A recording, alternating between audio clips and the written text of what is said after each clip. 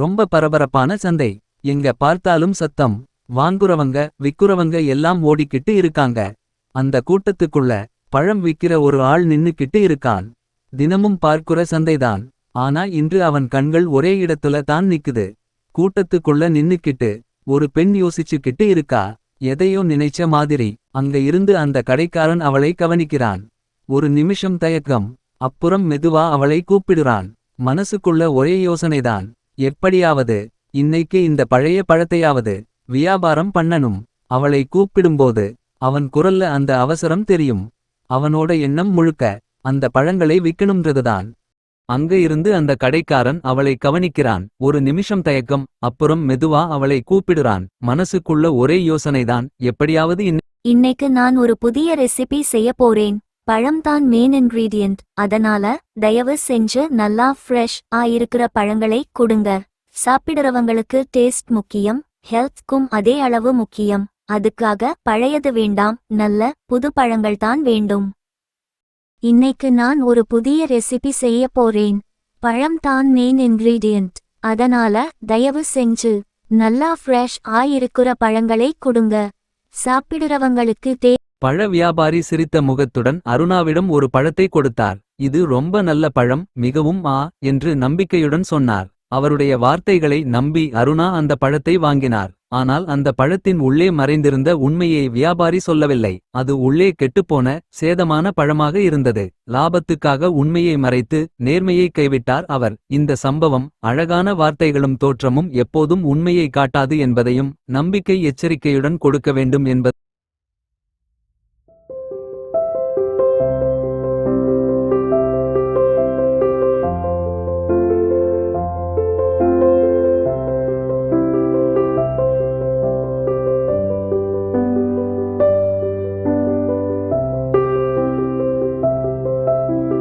அருணா அந்த பழத்தை எடுத்துக்கொண்டு வீட்டுக்கு திரும்பினாள். என் மகனுக்கு காட்டணும் என்று மனதில் மகிழ்ச்சியுடன் நினைத்தாள். வீட்டுக்கு வந்ததும் அவனை அழைத்து அந்த பழத்தை காட்டினாள். பார்க்க அழகாக இருந்த பழத்தை பார்த்து மகனும் சந்தோஷப்பட்டான். ஆனால் பழத்தை வெட்டியவுடன் உண்மை வெளிப்பட்டது. உள்ளே அது கெட்டுப்போயிருந்தது, முழுக்க சேதமாக இருந்தது. அருணாவின் முகத்தில் நம்பிக்கை இருந்ததால்தான் நான் உங்க கிட்ட இருந்து இந்த பழங்களை வாங்கினேன். அருணா மெதுவா அந்த பழங்களை எடுத்து பிரிதுல் மகனுக்கு கொடுக்குறாள். அவள் கையிலிருந்து போகிற அந்த பழத்தோட அக்கறையும் நம்பிக்கையும் சேர்ந்து போகுது. சின்ன புன்னகையோட அந்த குழந்தை அதை வாங்கிக்குது. அந்த நொடியில் அங்க ஒரு அமைதியான இந்த பழம் ரொம்ப கெட்டுப் போயிருக்கு. சுவை முழுக்கவே மோசமாயிருக்கு. நான் நம்பிக்கையோட தான் வாங்கினேன். ஆனா இதை சாப்பிட முடியாத நிலை. வாசனையும் சரியில்ல, ருசியும் இல்ல. இப்படிப்பட்ட பழத்தை யாருக்கும் கொடுக்க முடியாது. நல்லா கவனிச்சு. இந்த பழங்கள் நல்லாதான் இருக்கு. நீ சொல்ற மாதிரி இது முழுக்க கெட்டு போனது இல்ல. சாதாரணமா சாப்பிட்டா பழத்தோட உண்மையான சுவை எப்போவும் தெரியாது. இதுல நான் ஒரு புதிய ரெசிபி செய்ய போறேன். சரியான முறையில செய்தாதான் இந்த பழங்களோட உண்மையான ருசி வெளிப்படும். பழத்தோட சுவை சாப்பிடுற விதத்துல தான் இருக்கு. அதனால நீ இன்னும் இந்த பழத்தோட உண்மையான சுவையை புரிஞ்சுக்கல. இன்னைக்கு நான் ஒயிட் சாஸ்ல ஒரு ஃப்ரூட் சாலட் செய்ய போறேன். சாதாரண ஃப்ரூட் சாலட் இல்ல, இதுல சுவையும் சாஃப்ட் இருக்கிற டெக்ஸ்சர் ரெண்டுமே முக்கியம். ஒயிட் சாஸ் சேரும்போது பழங்களோட சுவை இன்னும் நல்லா பேலன்ஸ் ஆகும். இதெல்லாம் சேர்ந்து வந்தா பிரிதலுக்கு இது ரொம்ப ரொம்ப பிடிக்கும்னு எனக்கு தெரியும். அவன் சாப்பிடும்போது அந்த முகத்துல வரும் சந்தோஷமே இந்த ரெசிபி சரியான் என்று சொல்லிடும். அந்த நேரத்துல தான் பிரிதுல் மெதுவா கிச்சனுக்குள் நடந்து வர்றான். அம்மா என்ன செய்றாங்கன்னு பார்க்கணும்னு அவனுக்கு ஆர்வம். கண்ணு முழுக்க எதிர்பார்ப்பு. கிச்சன்ல அம்மாவை பார்த்ததும் அவனோட முகத்துல சின்ன புன்னகை. என்ன சமைக்கிறாங்க, என்ன இதுக்கு சுவையே ரொம்ப மோசமா இருக்கு. சாப்பிடவே முடியல. வாசனையும் தாங்க முடியாத அளவுக்கு இருக்கு. இது சாப்பாடு மாதிரியே இல்ல. இப்படி இருந்தா யாராலும் சாப்பிட முடியாது. ரொம்பவே வர்ஸ்ட் இருக்கு. சாரி பிரிதுல், இந்த பழம் சரி இல்லையா இல்ல என் ரெசிபி சரி இல்லையா எனக்கு சரியா தெரியல. நல்லா முயற்சி தான் பண்ணினேன். ஆனா முடிவு இப்படி வந்தது. நீ சாப்பிட முடியாம போனதுக்கு எனக்கு ரொம்ப வருத்தம். பரவாயில்ல அம்மா, இதுக்காக நீங்க கவலைப்பட வேண்டாம். எனக்கு இப்போ ஸ்கூல் டைம் ஆகிடுச்சு. லேட் ஆகக்கூடாதுன்னு நான் இப்போ கிளம்புறேன். நீங்க மனசை லேசா வைங்க. அப்புறம் நிதானமா பேசலாம். நான் போயிட்டு வரேன் அம்மா. கவனமா இருங்க.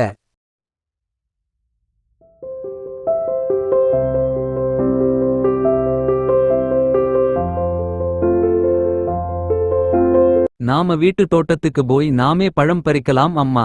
அது ரொம்ப ஃப்ரெஷ் இருக்கும். அதுவே சூப்பர் இருக்கும். அந்த பழங்களை வச்சு நீங்க உங்க ரெசிபி செஞ்சா நிச்சயமா நல்லா வரும். அப்போ சுவையும் நல்லா இருக்கும். எல்லாருக்கும் பிடிக்கும். அதனால நாம ஒரு நாள் சேர்ந்து போய் தோட்டத்துல பழம் பறிச்சுட்டு அதையே வச்சு உங்க ரெசிபி செய்யலாம். நல்ல நம்பிக்கையோட அவள் பழங்களை வெட்ட ஆரம்பிக்கிறாள். ஒவ்வொரு துண்டையும் வெட்டும்போதும் இந்த முறை சரியா வரும்னு அவளுக்கு தோணுது. மெதுவா எல்லாத்தையும் தயார் பண்ணி சமைக்க ஆரம்பிக்கிறாள். கிச்சன்ல அவள் நகரும் ஒவ்வொரு அசைவும் ஒரு புதிய முயற்சியோட அடையாளம். முன்னாடி நடந்தது எல்லாத்தையும் மறந்துவிட்டு இந்த முறை நிச்சயம் நல்லா வரும்னு நம்பிக்கையோட அவள் சமைக்க ஆரம்பிக்கிறாள்.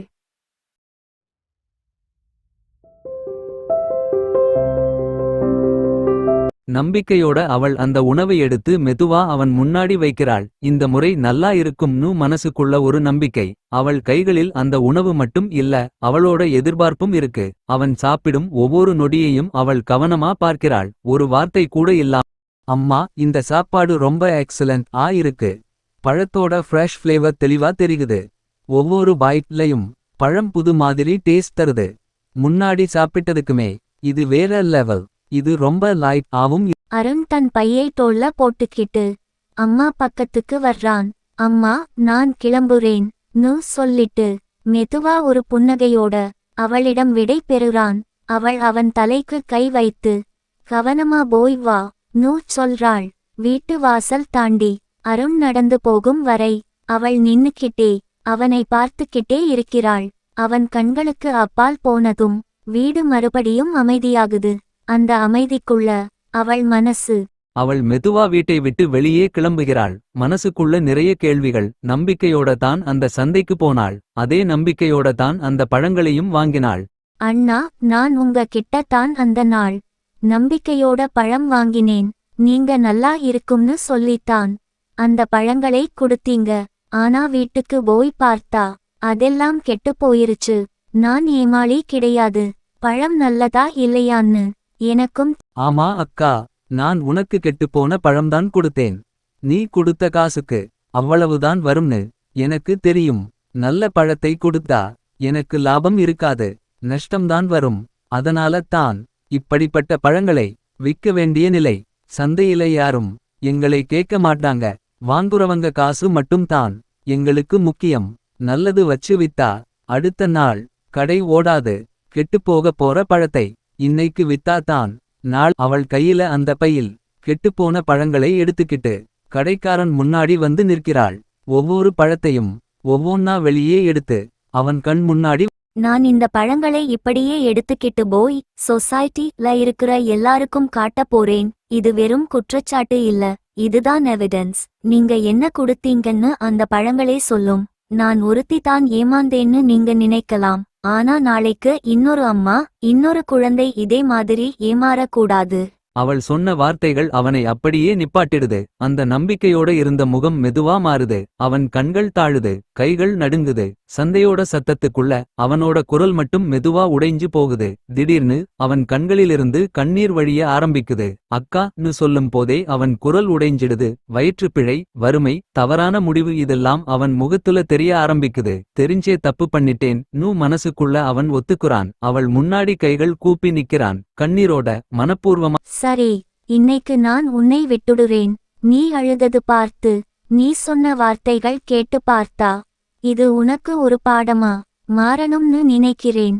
ஆனா இதை பலவீனம்னு நினைக்காதே. இது கடைசி வாய்ப்பு. இன்னொரு தடவை இதே மாதிரி யாரையாவது ஏமாத்துனா அப்போ நான் அமைதியா இருக்க மாட்டேன்.